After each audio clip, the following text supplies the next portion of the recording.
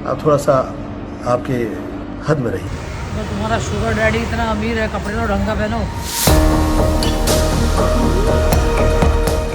गोविंदा के परिवार की बातें मेन स्ट्रीम मीडिया से लेकर सोशल मीडिया तक चली और बहुत कंट्रोवर्सी हमने देखी। एक तरफ सुनीता आहूजा के तीखे बयान थे तो दूसरी तरफ गोविंदा की नम आंखें। आपको बता दें, हाल ही में ही गोविंदा कोमल रानी संग स्पॉट हुए थे। उसके बाद सुनीता आहूजा का गुस्सा फूटा था और उन्होंने बहुत कुछ कहा था। लेकिन अब इस बॉलीवुड की कहानी में एक नया मोड़ आया है और ये कहानी एक ऐसे मोड़ पर पहुंची है जिसने मामले को सोशल मीडिया पर गॉसिप और ट्रेंडिंग का टॉपिक बना दिया है।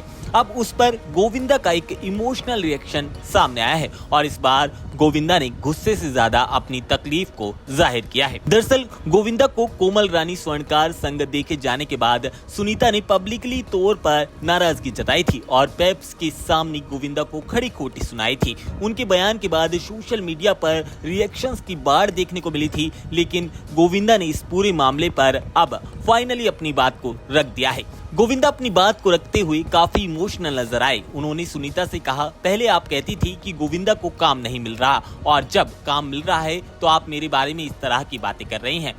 इसके बाद उन्होंने कहा कि औरत को इज्जत और शोहरत बड़ी मुश्किल से मिलती है और आपके पास है तो जिसके पास नहीं है उसका मजाक मत उड़ाइए। गोविंदा ने आगे इशारा किया कि उनके बारे में बोलने वाले लोग कौन हैं और उनके पीछे कौन लोग खड़े हैं वो अच्छी तरह से जानते हैं। उन्होंने सुनीता से अपील की और कहा कि मेरे बारे में इतना गलत और गंदा बोलने की जरूरत नहीं है। इस दौरान गोविंदा ने पुराने दिनों का भी जिक्र किया। उन्होंने लॉकअप को एक्सप्लेन करते हुए बताया कि उस शो में उन्हें बुलाने के लिए सुनीता ने अपनी बेटी टीना से रिक्वेस्ट की थी। इसके साथ ही गोविंदा ने शिल्पा शेट्टी के शो का भी जिक्र किया और बताया कि इसी तरह उन्हें उस शो में भी बुलाया गया था।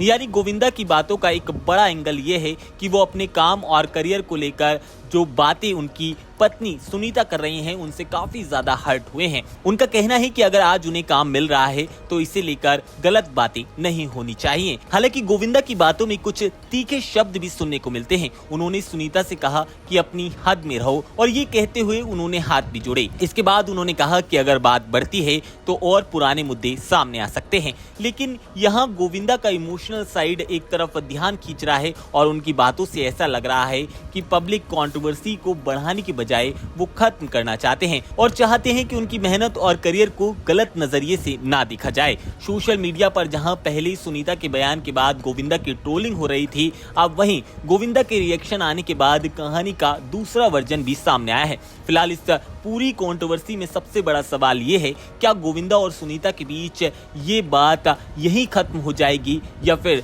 दोनों की तरफ से कुछ आने वाले वक्त में बड़े खुलासे होंगे? क्योंकि गोविंदा ने जिस अंदाज में बोला है कि बात खुलेगी तो दूर तक जाएगी, उससे साफ है कि ये मामला अभी पूरी तरह से शांत नहीं हुआ और गोविंदा की पत्नी सुनीता अपने विवाह का अंदाज के लिए जानी जाती हैं। अब देखना ये भी होगा कि गोविंदा की इस वीडियो का जवाब सुनीता किस अंदाज में देती हैं। फिलहाल इन सब के बीच गोविंदा को लेकर आपका क्या नजरिया है और आप उनकी बात से कितने सहमत नजर आते हैं वो आप हमें कमेंट सेक्शन में जरूर बताइएगा।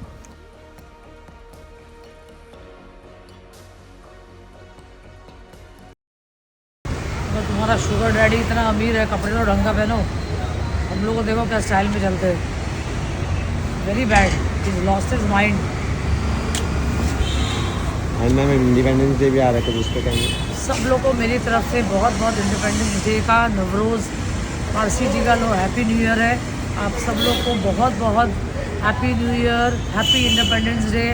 जय भारत माता की जय हो। Thank you so much.